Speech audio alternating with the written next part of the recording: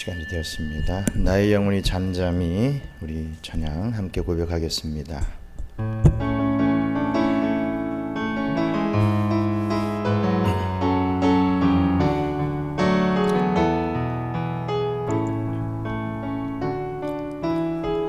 나의 영혼이 잠잠히 하나님만 바라며 나의 구원이 그에게서 나는도다.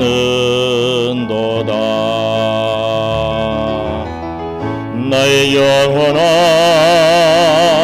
잠잠히 하나님만 바라라. 나의 소망이 저에게서 나는도다. 오직 주만이 나의 반석, 나의 구원이시니 오직 주만이 나의 산성, 내가 요동치 아니하리. 나의 영혼이 간절히 여호와를 갈망하며 나의 입술이 여호와를 찬양하리. 나의 영혼이 즐거이 여호와를 따르리니 나의 평생에 여호와를 송축하리. 오직 주만이 나의 반석, 나의 구원이시니 오직 주만이 나의 산성, 내가 요동치 아니하리. 나의 구원 나의 영광 하나님께 있으니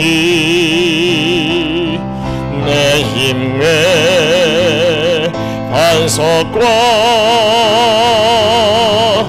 피난처 되시네.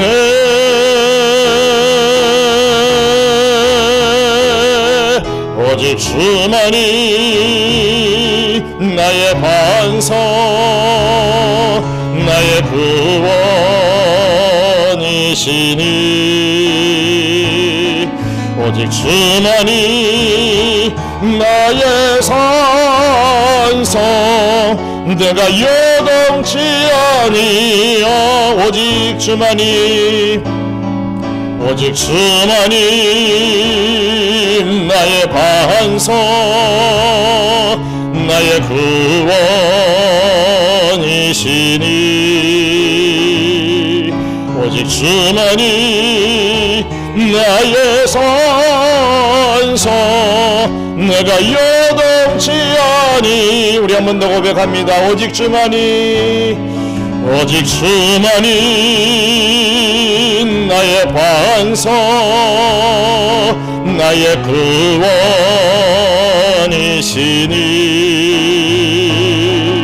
오직 주만이 나의 산성, 내가 요동치 아니하리.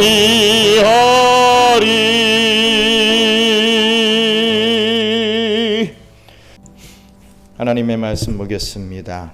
요한복음 14장 1절로 7절 말씀, 요한복음 14장 1절로 7절 말씀입니다.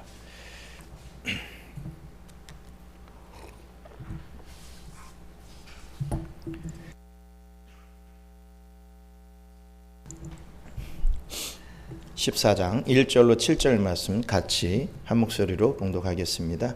너희는 마음에 근심하지 말라. 하나님을 믿으니 또 나를 믿으라. 내 아버지 집에 거할 곳이 많도다. 그렇지 않으면 너희에게 일렀으리라. 내가 너희를 위하여 거처를 예비하러 가노니 가서 너희를 위하여 거처를 예비하면 내가 다시 와서 너희를 내게로 영접하여 나 있는 곳에 너희도 있게 하리라. 내가 어디로 가는지 그 길을 너희가 아느니라. 도마가 이르되 주여 주께서 어디로 가시는지 우리가 알지 못하거늘 그 길을 어찌 알겠사옵나이까. 예수께서 이르시되 내가 곧 길이요 진리요 생명이니 나로 말미암지 않고는 아버지께로 올 자가 없느니라. 너희가 나를 알았더라면 내 아버지도 알았으리로다. 이제부터는 너희가 그를 알았고 또 보았느니라. 아멘. 요한복음은 그리스도의 신성, 즉 하나님 되심을 잘 드러내주는 책입니다. 그래서 이 요한복음은 그리스도의 하나님 되심을 잘 나타내주는 7개의 표적과 함께 7개의 이 자기 선언이 기록되어 있는 것을 봅니다. 예수님은 이 자기 선언을 에고 에이미라는 신적 계시의 방법을 사용하시며 밝히셨습니다. 에고 에이미가 무슨 뜻이었습니까? 나는 뭐뭐뭐이다 라는 그런 의미의 말씀이었죠. 먼저 요한복음 6장 35절에 나는 생명의 떡이다 라고 자기를 선언하셨습니다. 나는 생명의 떡이다. 요한복음 8장 12절에 나는 세상의 빛이다 라고 선언하셨습니다. 또 8장 58절에 나는 아브라함이 나기 전부터 내가 있었다 라고 분명히 밝히고 계시죠. 또 10장 11절에 나는 선한 목자다. 이런 이 자기 선언을 찾아서 여러분들이 한번 이렇게 표시해 두는 것도 참 소설할 재미가 있을 것입니다. 11장 25절에 나는 부활이요 생명이다 라고 밝히셨습니다. 또 15장 1절에 나는 참 포도나무다 라고 지금까지 자기 선언을 하셨습니다. 그리고 오늘 이 본문에서 참으로 유명한 말씀인 나는 길이요 진리요 생명이다 라고 하는 말씀을 이 7번째 말씀을 선언해 주고 계십니다.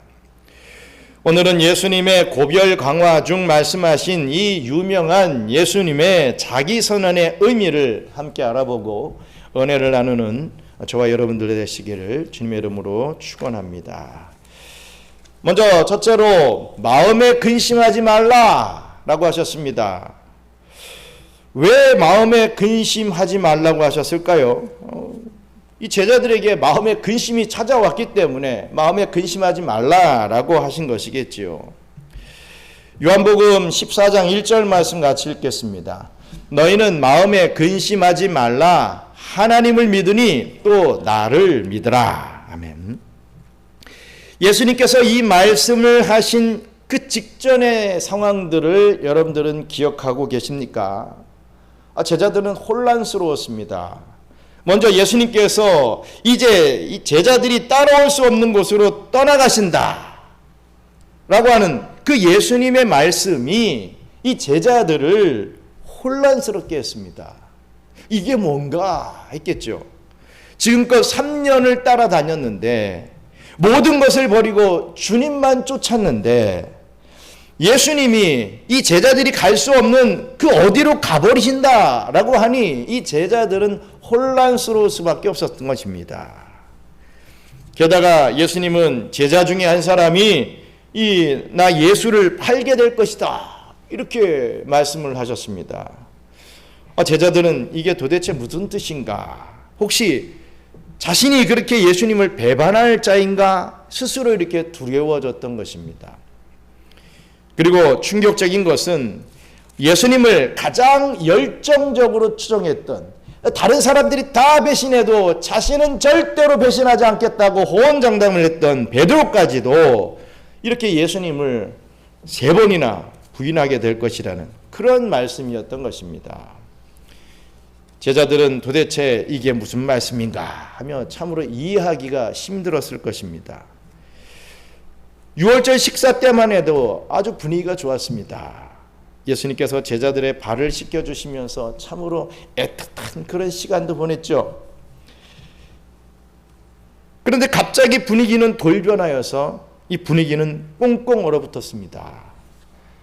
제자들의 마음은 그래서 근심하게 되었고, 이제 앞으로 어떻게 되는 건가 라고 하는 걱정스러움 때문에 근심하게 되었던 것입니다. 이때 예수님은 제자들에게 너희는 마음에 근심하지 말라, 하나님을 믿으니 또 나를 믿으라 라고 하는 말씀을 주셨습니다. 여기서 이 근심이라고 하는 말은요, 헬라어로 타라소라고 합니다. 근심은 타라소라고 합니다.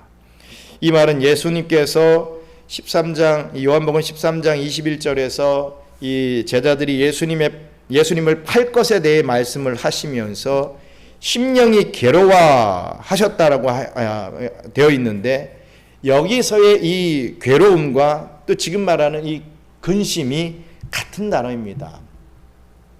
이 타라소라고 하는 이 단어를 씁니다. 이렇게 예수님은 제자들이 겪는 근심, 그 괴로움, 그 고통을 함께 나누시는 분이십니다. 예수님은 이미 이 괴로움을 겪으신 분이시기 때문이죠. 또 근심의 분명한 이유가 무엇이겠습니까? 여기서 우리는 제자들과 또 우리의 근심하는 이유를 발견하게 됩니다. 제자들이 근심하는 이유는요, 더 나아가 자기 자신들이 바라는 것과 예수님이 바라는 것에 이 차이가 있었기 때문에 근심을 하게 된 것입니다. 제자들은 예수님을 따라다니면서 이후에 예수님께서 하나님 나라를 딱하니 재건을 하시면 자신들이 예수님의 우편과 좌편에 앉아서 천하를 다스리고 싶은 그런 욕심들이 그 제자들에게 있었던 것이죠.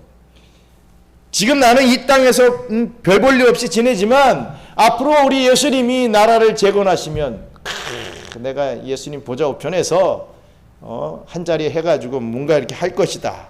이런 야망들이 있었던 것입니다. 그래서 식사 자리에서 누가 크냐, 네가 크냐, 내가 크냐, 내가 크다, 이러면서 그 문제로 다툰 건 아니겠습니까? 그런데 하나님 나라를 재건하실 이 우리 예수님께서 이 제자들을 떠나신다라고 한다니요. 또 더군다나 떠나시면 우리도 따라가면 되겠지 이렇게 생각하고 있었는데 제자들이 따라올 수 없는 곳으로 떠나가신다 이렇게 말하신다니 얼마나 멘붕이옵니까? 그리고 더 나가서 배신자가 있다. 우리 중에 배신자가 있다. 또 베드로 너도 나를 부인하게 될 것이다. 이렇게 말씀을 하시니 이러한 문제로 실망과 좌절과 이 낙심이 찾아오게 된 것입니다. 여러분, 우리도 마찬가지입니다. 이런 근심의 때가 찾아올 때가 있다는 거죠. 예수님 잘 믿다가도 이런 근심해하는 때가 찾아온다 이겁니다.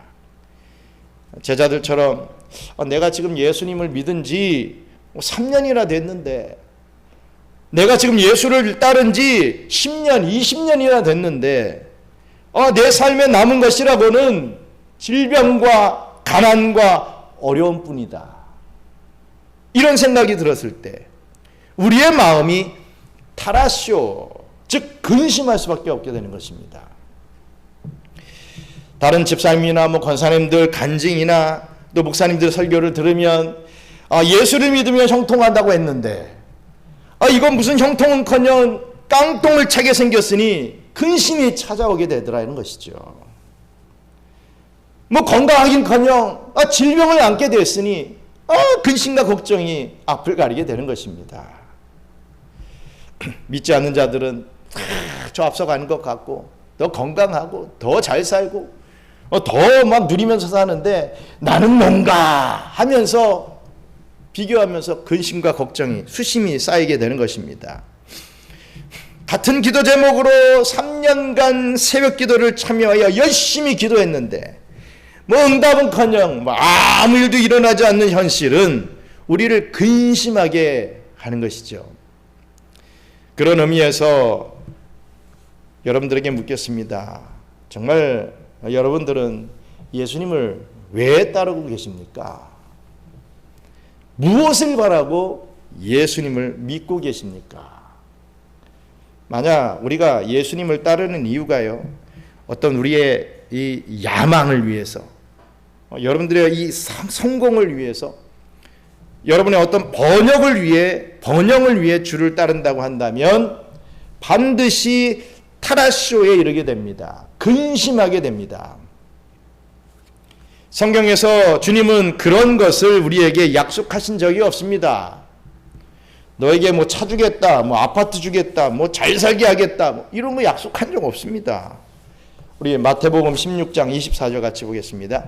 이에 예수께서 제자들에게 이르시되 누구든지 나를 따라오려거든 자기를 부인하고 자기 십자가를 지고 나를 따를 것이니라. 아멘.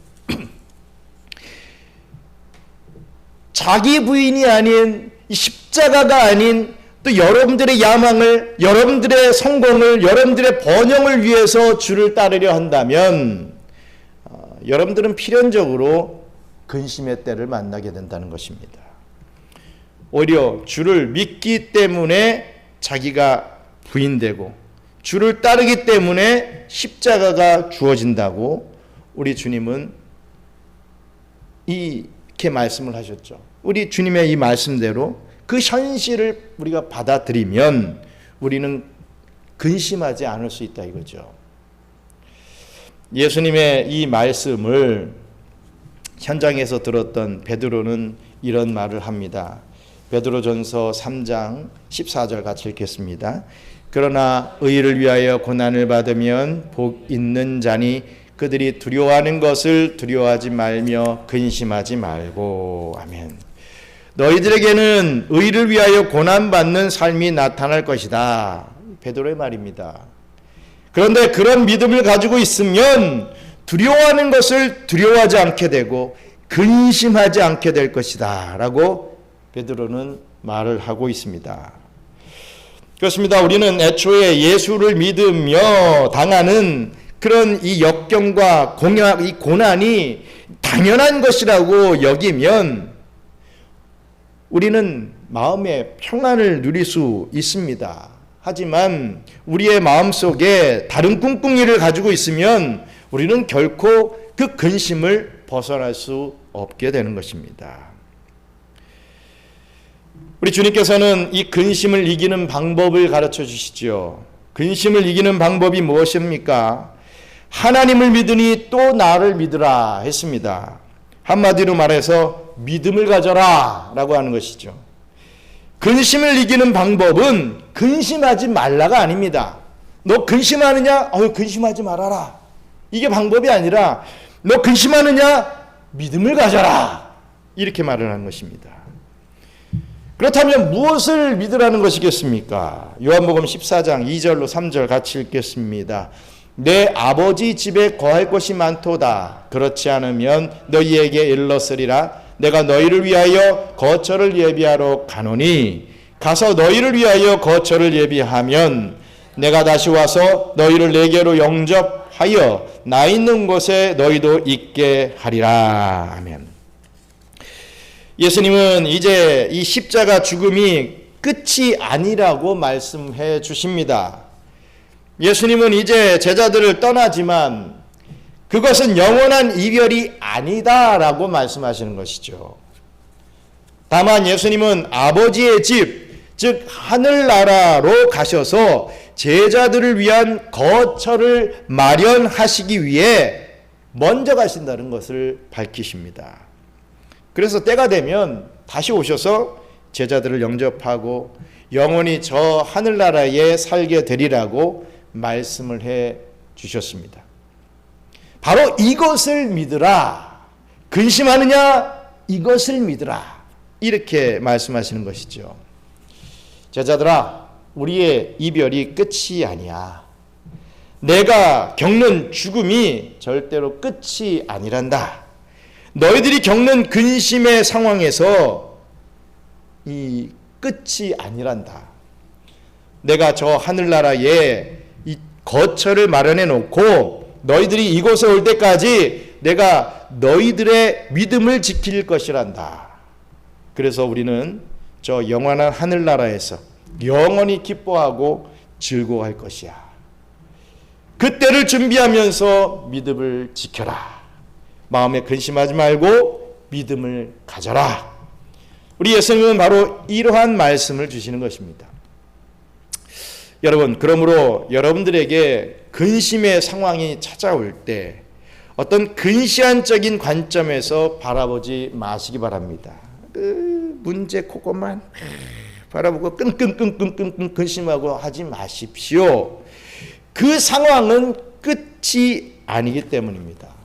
우리 예레미야서 29장 11절 말씀 같이 읽겠습니다. 여호와의 말씀이니라 너희를 향한 나의 생각을 내가 아나니 평안이요 재앙이 아니리라 너희에게 미래와 희망을 주는 것이니라. 아멘. 우리 주님은요 결코 여러분들을 재앙 속에 또 근심 속에 그냥 내버려 두지 아니하시고 우리 주님이 계신 곳에 이 평안이 있는 곳에 희망이 있는 곳에 여러분들을 저와 여러분들을 분명히 인도해 주실 것입니다. 바로 이것을 믿으시고 이것으로 인하여 근심에서 벗어나시기를 간절히 바랍니다. 두 번째로 하늘나라로 가는 길, 즉 이 하늘나라로 가는 길은 십자가의 길이라는 사실입니다. 요한복음 14장 4절로 5절 말씀 같이 읽겠습니다. 내가 어디로 가든지 그 길을 너희가 아느니라. 도마가 이르되 주여 주께서 어디로 가시는지 우리가 알지 못하거늘 그 길을 어찌 알겠사옵나이까. 아멘. 우리 예수님은 어디로 가시는지 이 제자들이 그 길을 알 것이다 이런 말씀을 하십니다. 너희가 내가 가는 길을 알고 있어. 알 거야. 이렇게 얘기하는 거죠. 아니 제자들은 우리가 어찌 압니까? 뭐 이러고 있는데 너희가 다 알고 있어. 알 거야. 이렇게 얘기하시는 거예요. 왜냐하면 예수님은 바로 이 부분에 대해서 여러 차례 말씀을 해 주셨기 때문입니다. 예수님이 말씀하시는 길은 바로 십자가의 길 그리고 부활의 길이었기 때문입니다. 그런데 실증주의자 이 도마는요, 이 길을 묻자 그대로 이 지리적인 길로 길 그대로 어떤 지리적인 보이는 어떤 길로 이해를 했던 것이죠. 주여 주께서 어디로 가시는지 우리가 알지 못하거늘 이렇게 대답을 합니다. 그 길을 어찌 알겠습니까? 이런 질문까지 던지게 된 것이죠. 그래서 예수님은 이 길에 대해서 다시금 대답을 해주십니다. 요한복음 14장 6절 말씀 같이 읽겠습니다. 예수께서 이르시되 내가 곧 길이요 진리요 생명이니 나로 말미암지 않고는 아버지께로 올 자가 없느니라. 이렇게 말씀해 주셨습니다. 아버지께로 가는 길이 어떤 길이냐라고 묻는 도마에게 우리 예수님은 신적 자기 표현, 이 에고 에이미를 사용을 하시죠.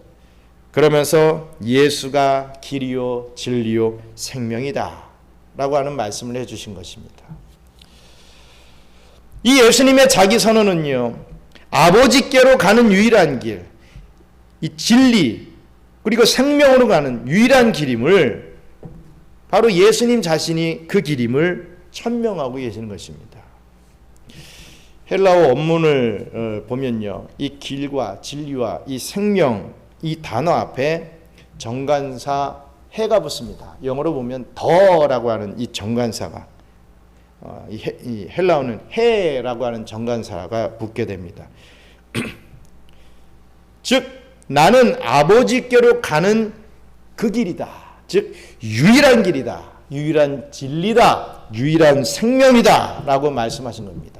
나로 인하지 나를 통하지 않고서는 절대로 아버지께로 갈 수 없다. 이렇게 선포하신 것이죠. 예수님 외에는 다른 구원자가 없다라는 말입니다. 하나님과 사람 사이에 예수님만이 우리를 하늘나라로 이끌어주는 유일한 사닥다리가 된다라고 하는 뜻입니다. 그래서 베드로는 이렇게 외칩니다. 사도행전 4장 12절 같이 읽겠습니다. 다른 이로서는 구원을 받을 수 없나니 천하 사람 중에 구원을 받을 만한 다른 이름을 우리에게 주신 일이 없음이라 하였더라. 아멘. 유일한 길, 유일한 진리, 유일한 생명 되시는 예수 외에는 구원을 얻을 수 있는 다른 이름이 주어진 일이 없다는 뜻입니다. 이것은 성경의 일관된 선언이죠. 구약의 모세도 이렇게 외쳤습니다. 신명기 4장 39절 같이 읽겠습니다. 그런즉 너는 오늘 위로 하늘에나 아래로 땅에 오직 여호와는 하나님이시요 다른 신이 없는 줄을 알아 명심하고 하나님께로 갈 수 있는 길이 하나뿐이다 라는 것을 모세의 이 말씀을 통해서도 알 수가 있습니다. 그런데 오늘날은요, 워낙 다원주의 사고체계가 아주 짙게 깔려 있지요. 포스트 모더니즘이라고 보통 얘기하죠. 하나의 답이 없다 이겁니다. 답이 하나가 아니라는 겁니다. 답은 여러 가지다. 이게 종이다라고 했을 때 이게 종일 수도 있고 다른 것일 수도 있다라는 그런 이야기죠. 또 관용주의가 팽배합니다. 각자의 생각이 다르면 그 각자를 다 존중해줘야 된다. 이런 관용주의가 짙게 깔려있죠. 오늘날은 말입니다. 이런 것이 보편적 정서가 되었기에 기독교에만 구원이 있다, 진리가 있다 라고 하는 이 말은 비난과 공격의 대상이 되어버린 것입니다. 그런데 정작 웃기는 것은요, 이 다원주의는요, 각자 나름의 진리를 관용한다라고 하면서 유독스리 기독교의 진리만은 관용하지 않습니다. 오히려 기독교의 진리를 배타적이다, 독선적이다 라고 하면서 비판을 하죠. 즉 다원주의는 다원주의라고 하는 한 가지 진리, 한 가지 답만을 주장하고 있는 것입니다. 그런 면에서 이 다원주의도 배타적입니다. 여러분들이 잘 알고 있는 로마 카톨릭은 어떻습니까? 제2차 공의회에 관한 바티칸 공의회의 일치 운동에 관한 교령은 이 다음과 같이 천명을 하는 것을 보게 됩니다. 구원의 보편적 보조 수단인 카톨릭 교회를 통해서만 구원 방법의 모든 충족에 도달할 수 있다. 카톨릭 일치 교령 제3항 제1편 316쪽에 있는 이들의 이 법입니다. 이들의 교리죠. 카톨릭도 그들의 교리에 의하면 배타적인 것입니다. 그러나 사람들의 이 눈치와 인기를 의식해야 하는 이 교황은 누구나 자기 양심에 따라 그냥 성실하게, 착하게, 바르게 살면 구원받을 수 있다 라고 하는 자신들의 교리를 위반하는 이런 거짓말을 하고 있습니다. 자기들의 이 일찍 교령에도 이렇게 카톨릭 교회를 통해서만 구원받을 수 있다라고 해놓고서 눈치 보면서 그러면은 사람들 안 올까봐, 믿지 않을까봐, 인기 떨어질까봐 교황이 착하게 살면, 선하게 살면 다 구원받을 수 있습니다. 이따위 말을 하고 있다라는 것입니다. 거짓말이죠. 교황조차도 카톨릭 교리를 믿지 않고 있는 것입니다. 문제는 이런 로마 카톨릭을 닮아가는 이 신학자들이 생겨나고 또 목사들이 오늘날 점점 많아지고 있다는 사실입니다. 안타깝지요. 시대의 흐름을 잘 꿰뚫는 신학자와 목사는, 그렇게 자부하는 자들은 예수만 믿어야 구원받는다는 말을 이 구렁이 담 넘어가듯이 흘려버립니다. 예수만 믿어야 구원받는다는 말을 함과 동시에 적이 생겨버리기 때문에 그런 말을 잘 안 하려고 하죠. 천국과 지옥 이런 얘기도 안 하려고 합니다. 그냥 이 땅에서 복 받습니다. 예수 잘 믿으면 문제 해결됩니다. 건강해집니다. 뭐 사업 잘 됩니다. 이 얘기만 하는 거죠. 왜? 사람들이 그걸 좋아하니까. 그래야 교회 나오고 그래야 로마 가톨릭 나오니까 그렇게 한다는 것입니다. 그러나 이런 말을 하는 신학자나 목사는요, 거짓 선지자입니다. 계시록에 말하고 있는 거짓 선지자가 나타난다라고 하는 게 바로 이런 것이죠. 성경을 믿지 않고 성경을 전하는 그런 양의 모양을 하고 있으나 용의 말을 하는 거짓 선지자가 바로 이러한 자들인 것입니다. 우리는 예수님의 말씀에 귀를 기울여야 합니다. 나로 말미암지 않고는 아버지께로 올 자가 없느니라 분명히 말씀하셨습니다. 누구를 통해서 말씀하시지 않았습니다. 예수님이 직접 말씀하셨습니다. 사도들은 이것을 전하다가 목숨까지 잃게 되지요. 만약에 사도들이 그리스의 신들을 믿어도 됩니다. 산으로 올라가는 길이 뭐 한 곳뿐인가요? 올라가는 길이 여러 길이듯이 올라가면 결국 정상 아니겠습니까? 다 만나게 됩니다. 그러니 자신들이 믿는 신을 잘 믿고 착하고 열심히만 잘 살면 다 정상에서 다 천국에서 만나게 됩니다. 알라를 믿어도 천국에서 만나고 석가를 믿어도 천국에서 만나고 예수님을 믿어도 다 천국에서 그 천국에서 다 희희낙낙하며 살게 될 것입니다. 만약에 사도들이 이렇게 가르쳤다면 이 사도들은 이 오늘날의 이 거짓 목사들처럼 이 땅에서 잘 먹고 잘 살았을 것입니다. 사람들이 좋은 말만 하니 얼마나 사람들이 뭐 돈도 주고 잘 대해줬겠습니까? 그러나 예수만 믿어야 한다고 선포했기에 그들은 미움을 받았고 순교까지 하게 된 것입니다. 그런데 오늘날 신학자라고 하는 사람들이, 이 목사라고 하는 사람들이 이 사도들을 욕보입니다. 목숨 걸은 예수만 믿어야 한다고 선포했던 그 진정한 참사도들을 욕보이고 있죠. 사도들의 무덤에 침을 뱉는 것입니다. 오래되었지만 이 감신대학, 이 감리교 신학대학에서 이 전 학장이었던 이 변선한 교수라는 사람이 월간지 기독교 사상에 이런 글을 쓴 것이 있습니다. 저들의 종교, 다시 말해 타 종교들도 그들 스스로의 구원의 길을 알고 있다.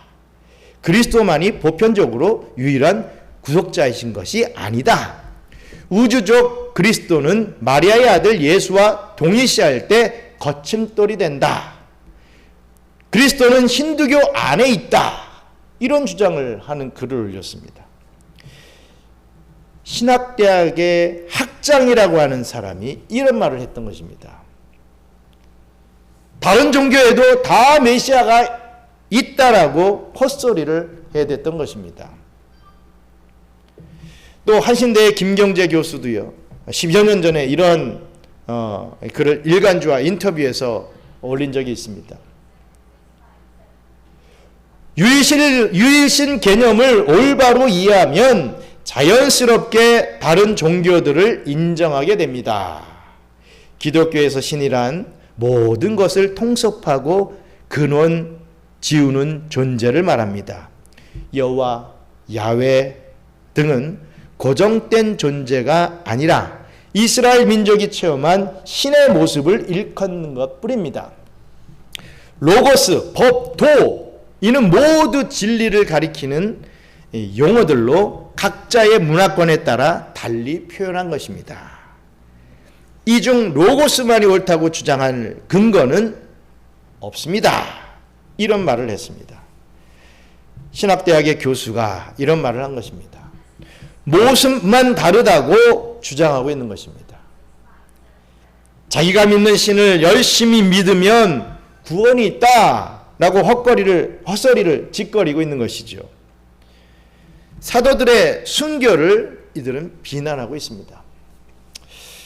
이런 신학자들의 논리는 이렇습니다. 기독교의 사랑과 불교의 자비, 유교의 인과 덕은 다 일맥상통한다. 기독교가 말하는 천국과 불교의 극락과 유교의 대동사회는 다 같은 것이다. 기독교의 구원과 불교의 성불함과 유교의 군자가 되는 것 또한 다 거기서 거기다. 이렇게 사도들의 순교에 참 사도들이 목숨 걸고 전했던 그 복음의 말씀에 힘을 뱉고 있는 것입니다. 여러분, 기독교는요, 다른 종교와 절대로 같지 않습니다. 보십시오. 다른 종교는 다 사람이 신을 찾아갑니다. 그래서 그 나름의 율법으로 구원에 이르려고 합니다. 그러나 기독교는 사람이 신을 찾아가는 것이 아니라 하나님이 우리를 찾아와 주셨죠. 하나님 우리를 직접 찾아와 주셔서 계시해 줬습니다. 그리고 그리스도께서 모든 율법의 요구를 다 성취하시고는 다 이루었다라고 말씀해 주십니다. 인간 편에서 뭘 하고서 다 이루었습니다 이런 게 아니라 예수님이 율법의 모든 것을 다 성취하시고 다 이루었다 이렇게 말씀하신다는 거죠. 이것이 어찌 다른 종교와 같겠습니까? 다릅니다. 그러기에 하나님과 사람을 잇는 중보자는 한 분뿐이십니다. 우리 디모데전서 2장 5절 말씀 같이 읽겠습니다. 하나님은 한 분이시요 또 하나님과 사람 사이의 중보자도 한 분이시니 곧 사람이신 그리스도 예수라. 아멘. 이 디모데전서 2장 5절의 말씀이 참 어떻게 보면 의견을 좀 분분하게 만듭니다. 많은 이 지상의 교회들, 많은 교파들이 내가 아는 다른 사람에게 내가 오늘 너희를 위해서 중보 기도해 줄게. 기도 제목을 내가 받았으니까 내가 중보해 줄게. 중보란 얘기를 너무 쉽게 씁니다. 그래서 우리 교단은 중보기도라는 얘기를 하지 말자라고까지 표명을 했죠. 왜입니까? 하나님은 한 분이시요 또 하나님과 사람 사이 중보자도 한 분이신데 어찌 사람이 사람에게 중보해 줄 수 있느냐, 이런 말씀인 것이죠. 내가 널 위해서 기도해 줄게. 네 기도 제목 내가 함께 기도해 줄게. 감히 우리는 이렇게 말을 해야지. 야, 내가 중보해 줄게. 내가 중보하면 내 기도 이루어진다. 이런 식으로 막 자기가 막 중보자인 양 이렇게 해야 된다 이겁니다. 막 중보 기도해 준 사람은 막 굉장한 신앙이 있는 사람 같고요. 여러분 잘 생각해 보십시오. 너무나 중보한다는 말을 쉽게 사용하지 않습니까? 사용하더라도 의미를 알고 사용해야 된다는 거예요. 내가 널 위해서 그냥 단순히 기도해 줄게가 중보가 아닙니다. 오직 중보자는 예수님 한 분밖에 없다는 것입니다. 그걸 알고 조심스럽게 중보해준다, 중보 기도해준다 하시란 말씀입니다. 남발하지 말라는 얘기입니다. 너무나 오래전부터 그런 중보 기도라는 용어를 써왔고 너무나 쉽게 그렇게 해왔기 때문에 이 참 고쳐지기가 쉽지 않습니다. 몇십 년을 그렇게 해왔는데 갑자기 중보 기도를 빼려고 그러면 내가 널 위해서 어떡하지 할 말이 없어지는 거예요. 충분히 이해합니다. 하지만 의미는 알아야 된다는 것이죠. 오직 하나님과 사람 사이의 중보자는 한 분이신 예수님밖에 없고 오직 중보할 수 있는 분은 예수님밖에 없다는 것, 그것만 알고 내가 그 예수님의 자리를 꿰차고서 뭔가를 해줄 것 같이 그런 식의 신앙에서 벗어나야 될 것입니다. 다른 종교는 다 인간이 신을 감동시키는 모습으로 나타납니다. 인간이 제물을 바치고 인간이 헌금을 바치며 인간이 헌신을 바치죠. 그러나 기독교는 다릅니다. 하나님이신 그리스도께서 스스로 제물이 되셨습니다. 그리고 하나님이신 그리스도께서 친히 사람들을 위해 하늘나라에 거처를 예비하시고 계십니다. 우리를 위하여 친히 일하고 계신다는 거죠. 내가 뭐 많이 일하는 것 같아도 우리 주님이 일하시는 거예요. 내가 뭐 비교할 수 있겠습니까? 저는 하든 비교할 수가 없습니다. 우리 주님이 일하고 계신 것이다. 여러분, 무슨 신이 사람들을 위해서 헌신을 합니까? 무슨 신이 사람을 위해서 희생까지 합니까? 세상에 이런 종교가 있다면, 이 기독교 말고 이런 종교가 있다면 한번 알려주십시오. 인간이 신을 위해 희생을 하지 신이 인간을 위해 희생하는 종교는 기독교밖에 없습니다. 이렇게 하나님이 인간을 감동하게 하신다는 거죠. 그리고 다른 종교는 대부분 이 땅에서 신의 도움으로 잘 먹고 잘 사는 것, 혹은 마음에 좀 평안을 얻기 위한, 신력을 얻기 위한 종교입니다. 결국에는 나를 위한 종교가 되는 것이죠. 그러나 기독교는 다릅니다. 기독교는 이 땅에서의 삶을 중요시하지만 이 땅에서의 삶을 절대로 목표로 삼지 않습니다. 이 땅에서 내가 어떻게 살아야지 이러면서 나가는 것 절대로 기독교가 아닙니다. 앞에서 살펴본 대로 우리는 하늘의 것을 위해서 오늘 바로 이 땅에서 살아가는 것이죠. 우리의 목표는 하늘입니다. 하늘나라죠. 하나님의 나라, 천국입니다. 그 천국에 임하기 위해서 이 땅에서의 삶을 살아가는 것입니다. 잠깐 동안의 말입니다. 기독교는 자신의 영광, 자신의 즐거움, 자신의 행복을 위해서 살지 않고 하나님의 영광, 하나님의 기쁨, 하나님의 뜻을 위해서 살아갑니다. 이게 완전히 다릅니다. 기독교는 처음이 다르고 과정이 다르고 끝이 다릅니다. 이것 외에도 말씀드릴 게 참 많지만 이 정도 하겠습니다. 분명히 기억하시기 바랍니다. 다른 길은 없습니다. 다른 진리 없습니다. 다른 생명도 없습니다. 그래서 제자들에게 예수님은 나를 믿어야 한다 라고 이렇게 말씀하신 것입니다. 요한복음 14장 7절 말씀 같이 읽겠습니다. 너희가 나를 알았더라면 내 아버지도 알았으리로다. 이제부터는 너희가 그를 알았고 또 보았느니라. 아멘. 이 길이신 진리이신 생명이신 그리스도를 아는 것이 결국 하나님께로 가게 되는 것이며 하나님을 알게 되는 것이다. 그리스도를 믿는 것이 결국 하나님을 보게 되는 유일한 길이라는 말씀입니다. 사랑하는 경양선교교회 성도 여러분, 우리 인생은요 근심이 있습니다. 죄를 안고 살아가는 한 우리는 항상 근심의 삶에 던져집니다. 여러분, 근심이 찾아올 때 우리는 스스로에게 혹은 근심하고 있는 자에게 위로의 말이라고 몇 마디 건네죠. 야, 잘 될 거야. 권사님 잘 해결될 겁니다. 집사님 잘 치료될 겁니다.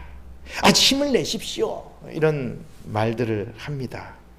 물론 참 필요한 말입니다. 그러나 우리는 이 말을 절대로 보장할 수 없습니다. 왜냐하면 문제가 해결되지 않을 수도 있기 때문입니다. 목사가 축복기도 하죠. 잘 될 것입니다. 잘 되길 믿습니다 하고 기도하지만 안 될 수도 있잖아요. 그럼 목사 잘못입니까? 영빨이 없어서 기도를 못해서 그런 것입니까? 안 될 수도 있다 이거죠. 그리고 여러분, 그 기도하던 문제가 잘 해결된다 하더라도 여러분 문제는 또 생깁니다. 이 곡에 넘으면 저 곡에 나가는 거, 저 곡에 넘으면 또 산을 또 넘어야 되는 것이죠. 우리의 인생이라는 게 그렇습니다. 이런 위로의 말은요, 잠깐 우리를 위로할 수는 있어도 영원히 위로하지 못합니다. 그러나 우리에게 주는 영원한 위로가 있죠. 너희를 위하여 거처를 예비하면 내가 다시 와서 너희를 내게로 영접하여 나 있는 곳에 너희도 있게 하리라 라고 하는 이 말씀입니다. 그러므로 우리는 스스로에게나 이웃에게나 이렇게 위로해야 합니다. 형제여, 우리에게는 우리 주님의 품이 기다리고 있습니다. 자매님, 조금만 더 견딥시다. 주님께서 우리를 영접해 주실 때가 반드시 있습니다. 집사님, 우리에게는 완전한 해피엔딩이 기다리고 있습니다. 요 문제 잠깐 해결되는 그 정도가 아니라 완벽한 해피엔딩이 기다리고 있습니다. 그때를 소망하시기 바랍니다. 그때를 좀 바라보세요. 왜 맨날 앞에만 바라보고 이 돌뿌리 이거 걸리면은 내가 넘어져가지고 되게 다칠 텐데 막 이런 것만 생각하고 있습니까? 주님의 때를 바라보시기 바랍니다. 예수님을 좀 믿으세요. 유일한 길, 유일한 진리, 유일한 생명을 소유하시기 바랍니다. 그렇다면 여러분들은 하나님 아버지의 품에 안겨 영원히 안식을 누리게 될 것입니다. 이렇게 말입니다. 그리고 여러분들이 이 길을 걷고 있다는 것, 이 진리를 가지고 있다는 것, 이 생명을 얻었다는 것에 감사하고 기뻐하시기 바랍니다. 그렇기 때문에 이 길을 묵묵히 걸어가야 합니다. 이것보다 더 소중한 것도 없습니다. 이것이 저와 여러분들이 낙심을 극복하는 믿음의 내용이 되시기를. 다른 거 정말 다른 다리 붙잡고서 막 하지 마시고 정말 본체를 붙잡고 진리의 말씀을 붙잡고 그 믿음의 내용을 붙잡고 승리하기를 주님의 이름으로 축원합니다. 우리 기도하겠습니다.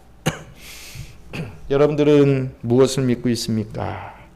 여러분들은 왜 교회에 나오십니까?